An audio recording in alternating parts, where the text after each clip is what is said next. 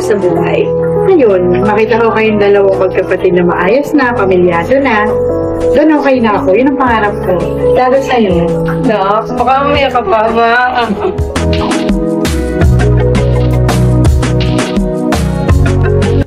And that's what I'm afraid of because I'm 36 and hindi pa ako nagkakanak. So,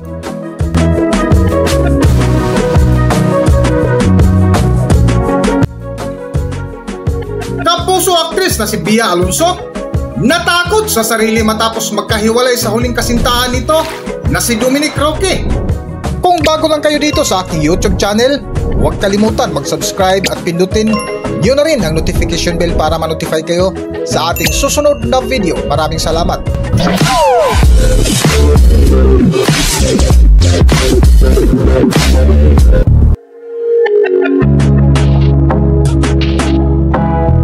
Matapos nga maliling sa iba't ibang lalaki ang kapuso actress na si Bia Alonso, ay tila mailap pa rin ng love life ngayon ng dalaga kung saan maraming netizens ang nagtatanong kung kailan pa ang tamang panahon para ilagay sa tahimik ang sarili. Kamakailan nga aminado ang kapuso actress na si Bia Alonso na may naramdaman na rin siyang pangamba dahil sa edad niya ngayon ay wala pa rin itong anak. Isa nga sa pangarap ng actress na si Bia Alonso na maging isa ring astig at kalmadong ina tulad ng kanyang nanay na si Mami Marian Ranolio kapag nabigyan siya ng pagkakataon na maging ina.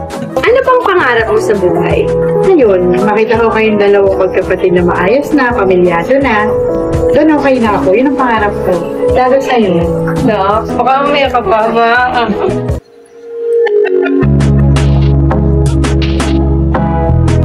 Sa nakarang episode nga ng Kapuso program na My Mother, My Story, hosted by Boy Abunda, na ibahagi nga ng dalaga ang relasyon niya sa kanyang inang si Mami Marian.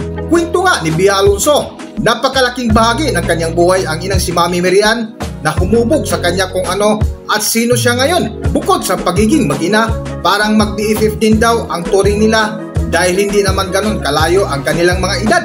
At dahil nga tumaas na ang edad sa kapuso actress na si Bia Alonso, ay nakaramdam na ito ng pangamba dahil sa ngayon ay wala pa rin itong anak, lalong-lalo na wala pa rin itong kasintahan sa kasalukuyan. Bakit excited ka mapag-usapan ang buhay mo using the lens of mama?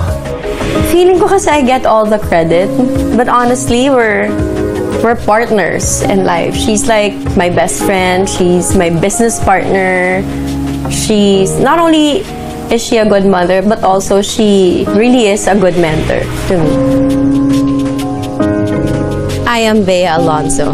My mother is Marian Garcia. And this is my story. Dito natin umpisahan. Describe to me the mother that you want to be. Oh, just like my mother, I would say. She, to be honest, she was very strict when you were growing up. And of course, back then I didn't understand why. She had you when she was 19. Yes. And she got pregnant when she was 19. She had me when she was 20. 20. So we're also good friends. Growing up, parang walang masyadong generation gap. And you know, that's what I'm afraid of because I'm 36. And hindi pa ako nagkakanak. So iniisip ko, sana maging kasing cool ako ni mama growing. If I have kids, sana maging kasing cool ako na mom, kagaya ng mama ko. Dito na lang muna ating... Kung matatandaan, isa sa naging kontrobersyang relasyon ng dalaga ay ang relasyon ni Dominic Roque kung saan maraming netizens ang nanghihinayang.